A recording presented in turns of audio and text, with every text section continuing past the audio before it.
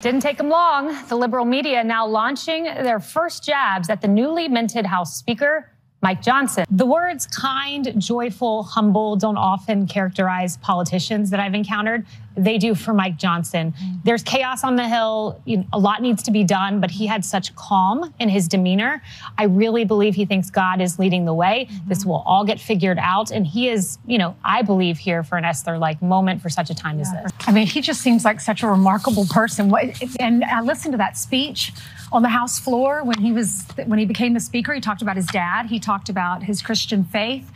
He talked about being a constitutionalist. To everyone out there, pray for him as our Speaker, because our country really needs some guidance from God right now. Fox News host Kayleigh McEnany and Ainsley Earhart are absolutely fawning over the new Speaker of the House, Mike Johnson, a Christian nationalist and a MAGA diehard who does not deserve any praise. Some of y'all were around in the late 60s. You remember that, what that was about. The counterculture revolution, Woodstock and drugs and peace and free love and all that, but more about the undermining of the foundations of religion and morality. Because if you remember, in the late 60s, we invented things like no-fault divorce laws. We invented the sexual revolution. We invented radical feminism. We invented legalized abortion in 1973, where the state, the government, sanctions the killing of the unborn. All these things happened because as collectively as Americans, we began to get together in growing numbers and thumb our nose at the Creator and say, we don't believe that anymore. We're rejecting the founders' natural law philosophy in favor of moral relativism, and we are going down another path. We know that we're living in a completely amoral society. And so people say, how can a young person go into their schoolhouse and open fire on their classmates? Because we've taught a whole generation, a couple of generations now of Americans, that there is no right and wrong.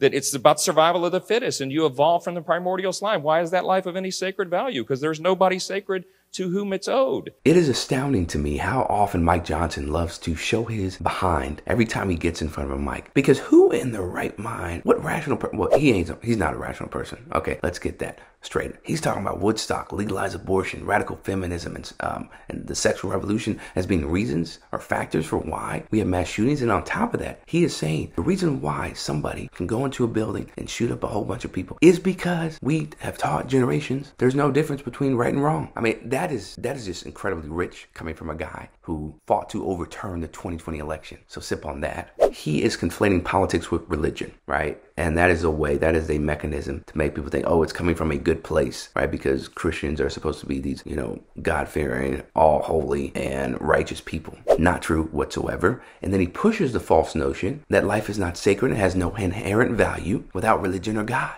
Okay. How about just being a decent human being? You don't need to believe in God for life to be sacred, for life to have value. My goodness, there's no empathy. But you know what? It's really hard to argue that Mike Johnson values life at all if he's pushing policies like these. We have to get back to it as a #1 priority. The CBO says that entitlement spending, which they define as Medicare, Medicaid, Social Security, interest on the debt, right? Those 4 obligations, we eclipse GDP in, a dozen years or something. I mean, this can no longer be kicked down the road. You can't wait 8 years to address this. It has to happen yesterday.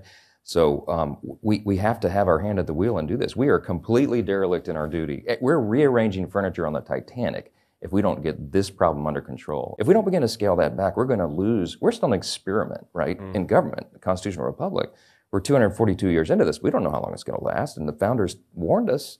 You got to keep these things under constraint, or this else. is an existential threat. Is it your view? This is an absolutely to our American way of life. Absolutely, yeah. Our whole form of government. The whole concept of entitlement reform is really just a euphemism for eliminating social safety nets for both Republican and Democratic voters, and actually can be the difference between life and death for millions of people in America. There's just so much cruelty in even suggesting to eliminate and curtail social benefits that will impact everybody negatively, except for guess who? The wealthy and the 1%, which Mike Johnson is a part of. And oh, by the way, we talking about entitlement. We pay for Social Security. We pay for Medicaid and Medicare on our paychecks. We earn that. Okay, so ain't nobody entitled to it. We earn it, not just a handout. Please, give me a break. This historian said you're a Christian nationalist. It comes from that of Christian supremacy. But what I was really surprised by is Jen Psaki, a White House press secretary herself, typically would be measured with her words, I would think. But in this case, she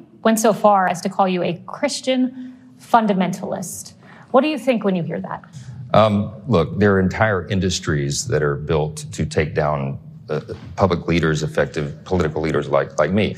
I'm not surprised by that. I mean, it comes with the territory. It doesn't bother me at all. I just wish they would get to know me. I'm not trying to establish Christianity as the national religion or something. That's not what this is about at all. If you truly believe in the Bible's commands and you seek to follow those, it is impossible to be a hateful person, because the greatest command in the Bible is that you love God with everything you have and you love your neighbor as yourself. The Daily Beast called you a Christo-fascist. That is the first I've ever heard that term. Yeah, well. They said you're the most extreme example of a dangerously empowered religious fanatic. But here's the line that really stood out to me. They go on to say that your desire to institutionalize your faith is the way of the Taliban and the mullahs in Iran. Of course, our religion is based on love and acceptance. So to compare that worldview with the Taliban, who seek to destroy their enemies, or with, some deranged shooter who murders people, is absolutely outrageous. And I think everyone who follows and believes in a Judeo-Christian worldview should be just terribly offended by that. Are you dead?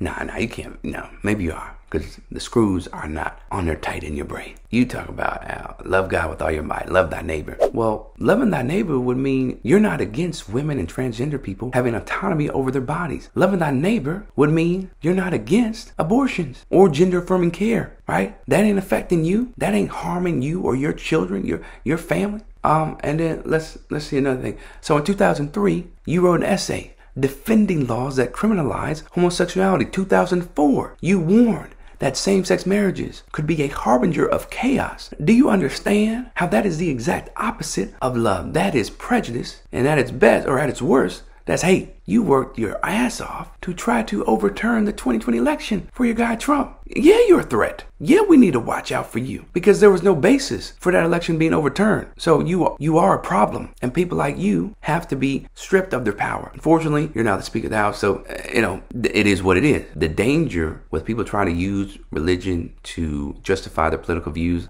is you can try to find any type of scripture, any type of verse that will help get your agenda off, because you pervert the scripture, you pervert the words to help you get across what you want.